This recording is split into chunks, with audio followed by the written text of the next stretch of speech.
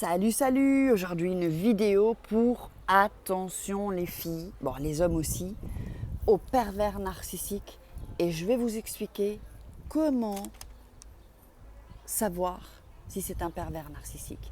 Et vous donner 10 signes, un pervers narcissique ou une pervers narcissique, évidemment. On va démarrer, mais avant ça, je vous invite à vous abonner à ma chaîne et à cliquez sur la petite cloche pour recevoir toutes les vidéos que je vais faire. Alors pour ceux qui me suivent depuis un petit moment, est-ce que vous vous rappelez ce décor? On revient aux sources, c'est incroyable. Donc, on va commencer à parler. Avant ça, je voulais vous dire qu'il y a toujours mes 2 livres en vente sur Amazon, Fnac, sur le net. Comment devenir une femme fatale en 21 jours et comment se débarrasser d'une relation toxique en 21 jours avec des exercices, comme si je vous coach en fait. Ce sont des petits livres que j'ai faits à 15 €. Je l'ai fait parce qu'il y a des gens qui ne peuvent pas s'offrir la formation. D'ailleurs, la formation, je vous mets ici les secrets pour sortir d'une relation toxique, vraiment, vraiment infaillible. Donc voilà, ce sont des petits bouquins que j'ai fait à 15 €. Je ne gagne pas beaucoup dessus, je vous le dis, parce qu'Amazon me prend pas mal d'argent dessus. Donc j'ai vraiment voulu que vous ayez un livre pour celles qui préfèrent ou pour ajouter à la formation. Alors, on va commencer et démarrer donc les 10 signes pour vraiment pouvoir identifier un pervers narcissique. Alors pour ceux qui ne le savent pas, j'ai connu ça, plusieurs même. Alors le dernier c'était Pompon sur la Garonne, la cerise sur le gâteau, j'ai bien dégusté. Et j'ai pas envie que vous dégustiez, soit que si peut-être vous êtes dans une relation ou peut-être que vous avez rencontré un homme qui est peut-être pervers narcissique. Attention les filles, attention, les hommes aussi évidemment. Alors la première des choses, c'est que cet homme ou cette femme va te rabaisser. Il n'y a aucune raison, que ce soit en amitié aussi, aucune raison que quelqu'un te rabaisse. Tu ne dois laisser personne te rabaisser. Alors, parce que déjà, on a des pensées, où on se dit parfois, oh t'es nul, qu'on a tendance, avant, enfin moi c'était avant, mais à se rabaisser déjà. Donc du coup, si vous avez quelqu'un qui vient, qui vous rabaisse constamment, ça déjà, c'est que c'est une personne toxique, ça c'est certain. Et les pervers narcissiques ou perverses narcissiques, je vous garantis qu'ils utilisent ça. Et parfois, c'est bien subtil. Genre, mais qu'est-ce que tu fous? Oh non, mais comment tu penses? C'est ridicule. Ça aussi, ce sont des phrases qui rabaissent. En deuxième chose, cette personne va être jalouse. Un pervers narcissique, il est jaloux. Une perverse narcissique, elle est jalouse. Ils sont vraiment jaloux. Ils ne veulent pas que vous ayez du succès. Ils veulent que vous soyez des nuls. Et si vous, en général, ils s'accrochent, si vous voulez, à des gens qui ne sont pas nuls du tout. Mais à force de les travailler, eh bien, la personne va croire qu'elle est nulle. Et du coup, agir comme si elle est nulle. Et c'est ça, en fait. Et leur trip, ils jouissent de ça. De vous voir super bien quand ils vous rencontrent et ensuite voir votre descente aux enfers et tirer toute l'énergie que vous avez, en fait. Vous quittez toute l'énergie parce que eux la prennent. Alors, troisième chose, c'est diviser pour mieux régner. Ils vont toujours diviser, vous éloigner des gens que vous aimez, de vous éloigner des gens qui ont une sorte d'influence, pour que vous soyez sous son emprise. Et je vous garantis, c'est vraiment hyper dangereux. Donc, partagez cette vidéo. Il faut que les femmes et les hommes le sachent que ça existe. Donc, en numéro 5, il va critiquer d'abord tes amis, ta famille, et ensuite, ça va être très subtil aussi. Oh non, j'aime pas trop ta copine.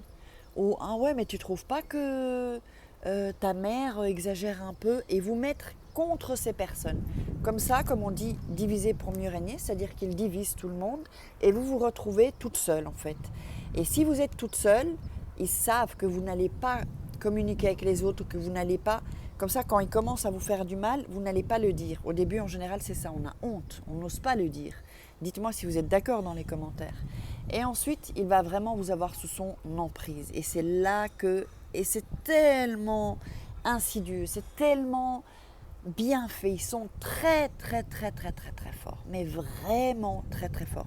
Alors, je vous invite encore à prendre le guide audio contre contre les personnalités manipulatrices, contre les relations toxiques, contre les pervers narcissiques. C'est un guide audio qui va vous reprogrammer. Donc, et vous donner des déclics. Qu'est-ce qu'il fait aussi? Il fuit. Il fuit, il fuit, il fuit. Ce sont des gens qui fuient tout le temps. C'est-à-dire que quand vous allez commencer à vous poser des questions, ils vont vous laisser avec vos questions et ne jamais vous donner des réponses. Aussi, si vous rompez avec un pervers narcissique ou que vous n'en pouvez plus avec une relation toxique ou un pervers narcissique ou une perverse narcissique, ça revient toujours, on veut des réponses. Eh bien, laissez-moi vous dire que la meilleure manière, c'est d'accepter que vous n'aurez jamais de questions, de réponses. Parce que s'ils vous donnent les réponses, ça veut dire que vous êtes tranquille. Or, eux, ils veulent que vous ne soyez pas tranquille. Ils veulent que vous soyez chaque fois dans vos pensées, dans la réflexion. Pourquoi il m'a dit ça? Pourquoi il a fait ça? Et parfois, ils vont faire des choses, j'ai mes livres qui s'envolent, parfois ils vont vous faire des choses qui n'ont aucune,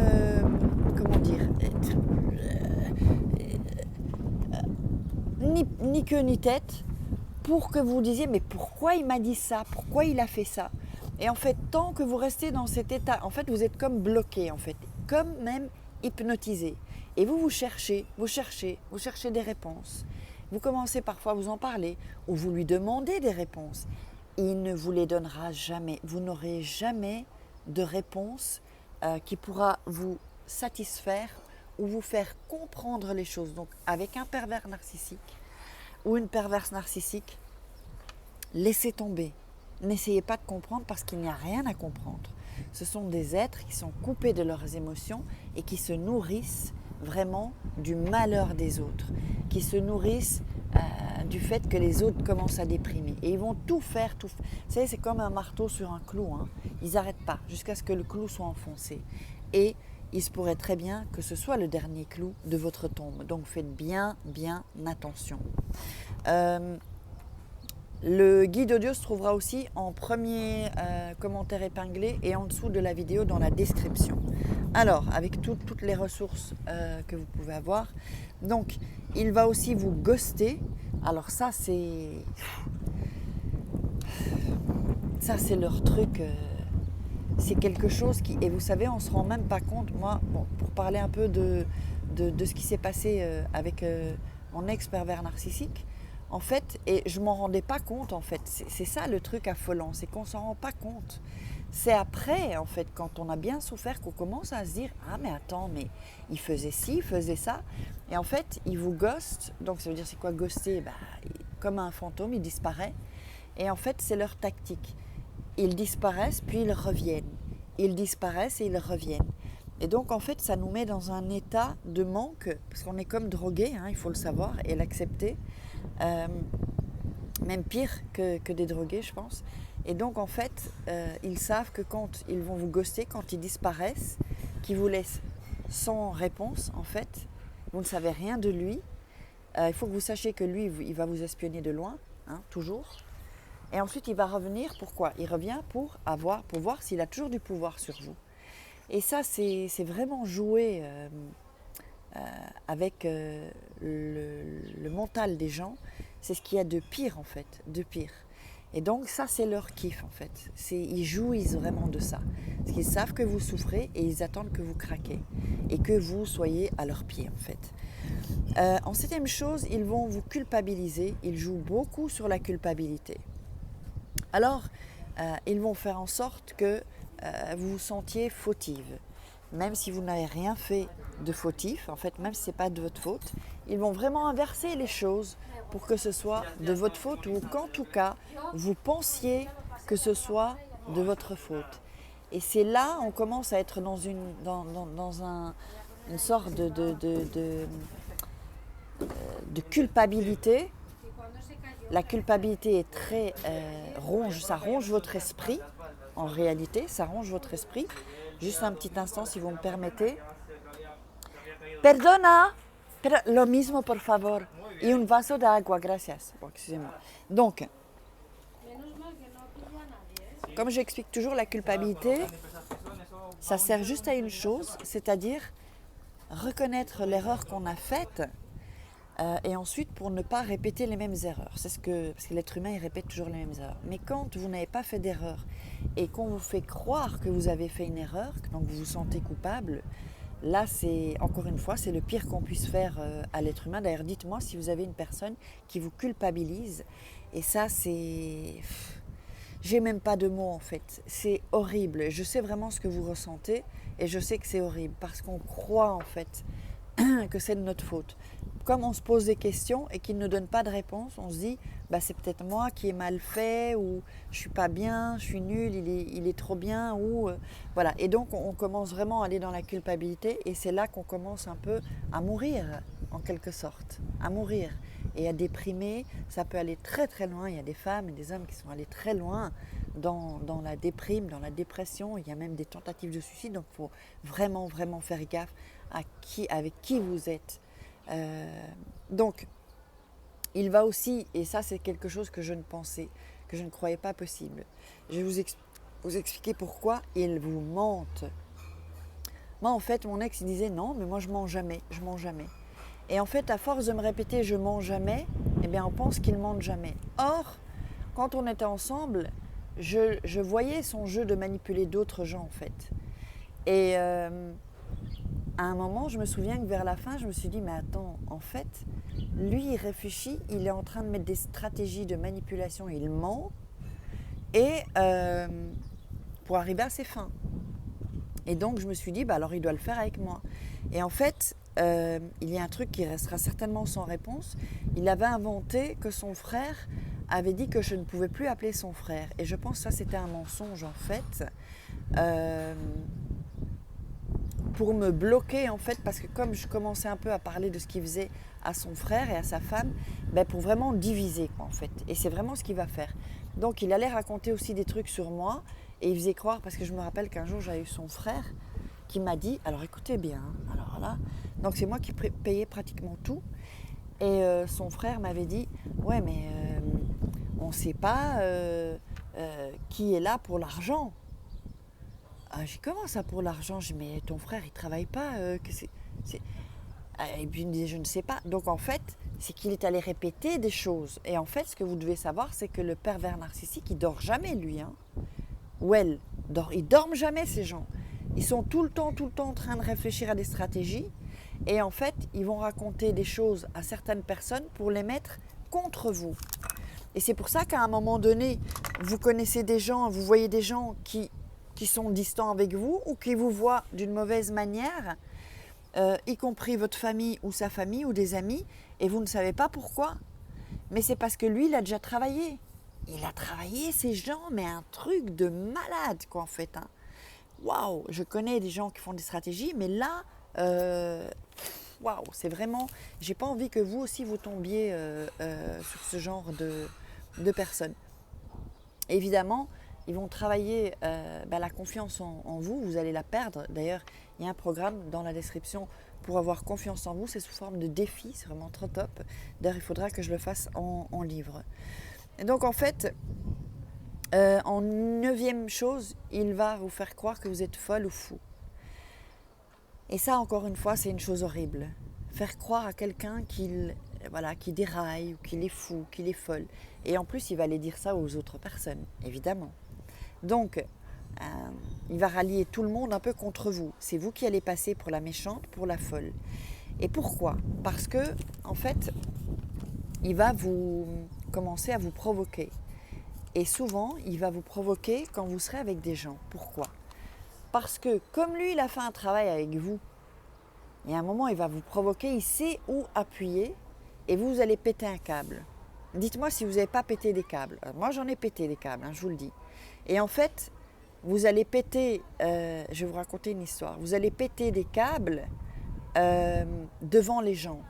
Ensuite, ce sera sa manière à lui de dire, tu vois, elle est folle ou il est fou. T'as vu son comportement? Seulement, eux, ils ne savent pas qu'il a fait tout un travail avant et qu'il vous a déjà bien titillé. Et à un moment, vous pétez un câble en fait. Il va toujours faire en sorte de le faire avec des témoins. Comme ça se retourne contre vous. Et effectivement, ça se retourne contre vous. J'ai eu une histoire comme ça où ça s'est complètement retourné contre moi, je vous explique. En fait, comme il faisait des ghostings qui disparaissaient, quand son père est mort, son frère et sa femme sont venus en Espagne dormir chez nous, d'accord?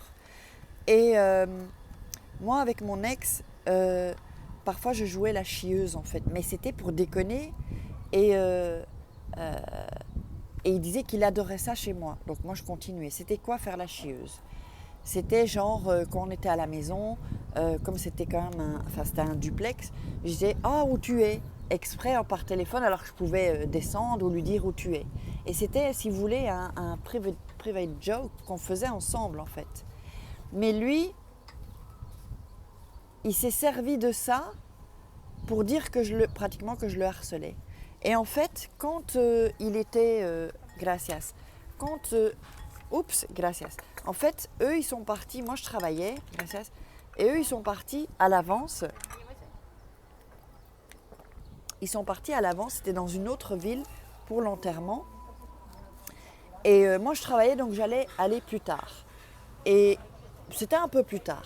Et eux qu'est-ce qu'ils ont fait? Donc moi je lui ai envoyé des messages, est-ce que vous êtes arrivés, vous êtes où, tout ça. Et quand je suis arrivée, moi je suis allée en car, je suis arrivée et ils avaient déjà déjeuné et tout, cool quoi, ils m'avaient même pas attendu, ok, c'était pas très sympa, puisque en plus je m'étais déjà occupée aussi d'une partie de l'enterrement, que j'étais, en fait c'était pas l'enterrement, pardon, c'était euh, après un enterrement chez les catholiques, il y a, voilà, il y a l'enterrement au cimetière et ensuite il y a à l'église. Voilà, et c'était à l'église, puisque eux n'avaient pas pu être à l'enterrement, puisqu'ils étaient en Belgique et ils ne sont pas rentrés. Enfin bon, bref, ils ont pas fait le voyage. Donc moi j'étais seule à l'enterrement. Déjà sympa. C'était même pas mon père en plus. Et donc c'était pour représenter la famille, hein, on va dire. Et donc déjà pas un merci, rien, c'était logique quoi, tout était normal. Et donc il ne m'avait pas attendu. Donc à un moment donné, quand on est revenu, voilà, on est allé au restaurant et son frère, putain, qu'est-ce qu'il me dit? Il me dit, qu'est-ce qu'il me dit son frère? Mais ah oui, il faut aussi que je sois honnête.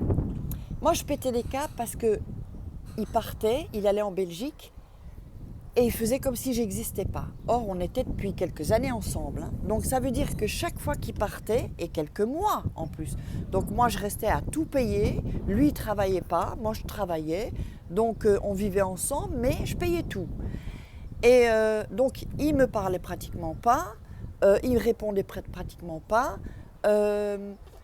Donc, c'est-à-dire qu'on était très complices quand on était ensemble, et puis en un coup, j'avais plus rien, plus de complicité, plus rien. On était fusionnels en fait. Et après, plus de fusion. Mais pendant quelques semaines, quelques mois. Et là, je pétais les câbles en fait. Mais lui, il se servait de ça pour avec des témoins. En fait, quand moi j'appelais ou que j'envoyais des messages, il les montrait aux gens. Et donc, il se servait de ça pour dire, t'as vu comment elle réagit? Elle est folle ou voilà. Mais lui, je devenais dingue avec lui en fait. Ce sont des gens qui vous font... Écoutez, je sais, si vous êtes avec un PN, dites-moi dans les commentaires si vous n'avez pas cru que vous avez pété des câbles et qu'il vous est passé pour une folle. Et donc en fait, moi je n'aimais pas le personnage, la personne qui disait que j'étais ou que je devenais en fait. Et donc dans ce restaurant, on était en Espagne, donc en revenant de l'église ou un jour avant, un jour après, enfin je ne sais plus, bref je ne sais plus, il y a son frère qui dit « Oui, mais tu manipules mon frère ». Ah oui, mais attendez, après au déjeuner, quand j'étais allée, j'ai dû payer la note, hein, plus les verres et tout, ok? Puisqu'eux, ils avaient déjà payé leur dîner après. Donc, et si vous voulez, ils faisaient vraiment genre, t'es pas de la famille, quoi, en fait. T'es de la famille quand tu dois aider. Il faut savoir que moi, je me suis occupée de son père aussi. Mais quand tu dois aider, c'est ok. Mais sinon, tu fais pas partie de la famille. Voilà, ça, c'était vraiment une injustice que je vivais. Et Et après, on me critiquait, quoi. Hein. Et donc, en fait, son frère me sort au restaurant devant, il y avait d'autres personnes. Oui, mais tu manipules mon frère. J'ai cru que j'étais liquéfiée sur place, en fait. Quand il a dit, tu manipules mon frère. Moi, j'ai dit, quoi? Je manipule ton frère? Il me dit oui. Alors moi, je dis à mon ex, je te manipule. Et puis, je vois qu'il n'est pas bien, tout ça. Il me dit, oui, tu arrêtes pas de m'appeler. Et là, j'ai dit, bon, je vais aller fumer une cigarette. Ensuite, il est sorti. J'ai dit, écoute, plus jamais je ne fais quelque chose pour ta famille. C'est terminé. Et en fait, en plus, à un moment donné, et là, j'ai vraiment pas apprécié, il y avait son cousin, vous allez vous marrer. Et il y avait vous savez, il y avait une tête de cerf empaillée dans ce restaurant. C'était de la viande, tout ça, enfin des viandes grillées, tout ça. Et le cerf, il a des cornes, là. Hein. Et son cousin, il dit, oh, regarde le cerf, c'est comme Georges. Et j'ai quoi? Donc cerf, les cornes cocues, on est d'accord. Donc il a fait croire devant son frère que moi je trompais mon ex. Or je ne l'ai jamais trompé. Je ne l'ai jamais trompé. Et j'aurais pu, hein. Mais ça ne m'intéressait pas. Et donc il a fait. Donc imaginez, il y a son frère, sa femme, son cousin et la mère de son cousin. Donc ils m'ont vraiment, vraiment ridiculisé. Ils m'ont. C'est-à-dire que toutes les valeurs que j'ai, la fidélité, les valeurs d'altruisme, tout ça, les valeurs familiales, il me les a minées en... Voilà, il a tout cassé, quoi, en fait. Et donc, c'est moi qui passais pour la méchante. Donc, pour vous dire, peut-être racontez-moi un peu une partie de votre histoire. Ce genre de choses, si vous pouvez vous identifier. Je ne l'ai pas fait pour parler de moi, c'est pour vous expliquer un peu comment... Voilà ce que moi, par exemple, j'ai subi, hein, parce on subit un pervers narcissique. Alors, une autre chose aussi, c'est que ils sont vraiment très lâches et ils ont vraiment 2 masques.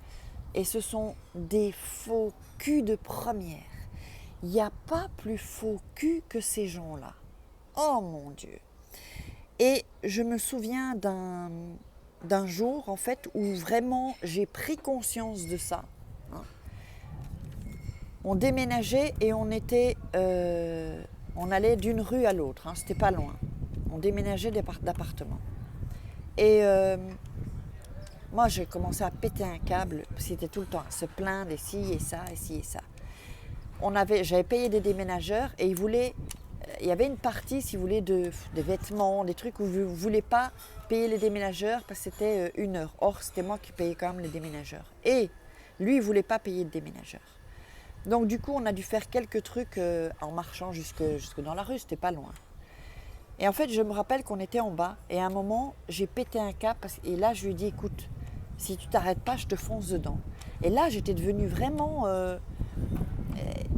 j'en pouvais plus en fait. Ou là, je me suis rebellée. J'ai dit, je te fonce dedans. Je te frappe, je sais plus.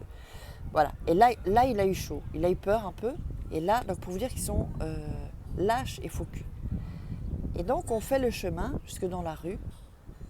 On arrive dans l'immeuble. On attend devant l'ascenseur. Quelqu'un sort de l'ascenseur. Non, pardon, c'était pas ça, pardon. Quelqu'un ouvre la porte de l'immeuble et il fait un sourire.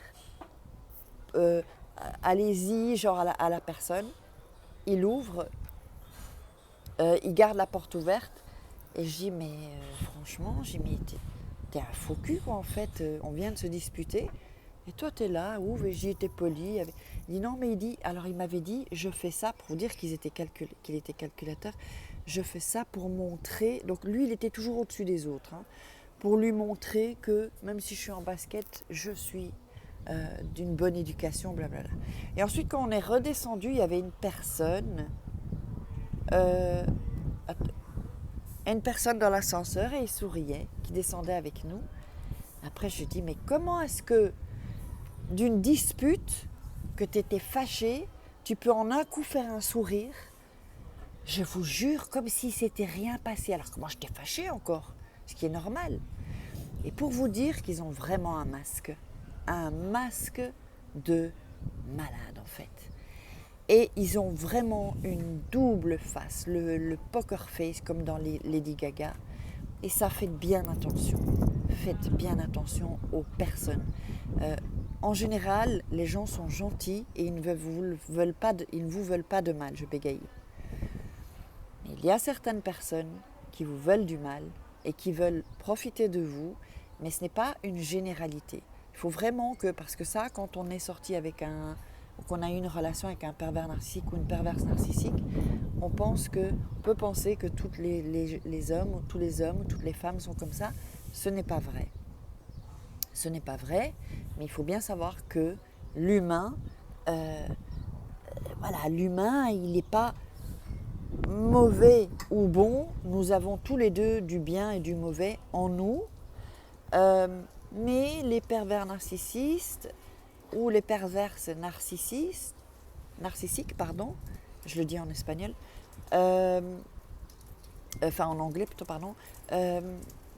choisissent de faire du mal, d'aller plus vers le mal pour vous vider de toute votre énergie. Et c'est ça en fait le message que je voulais vous faire passer. Donc sachez que vous n'êtes pas seul, vous n'êtes pas folle, vous êtes quelqu'un de bien, ou vous n'êtes pas fou, vous êtes quelqu'un de bien.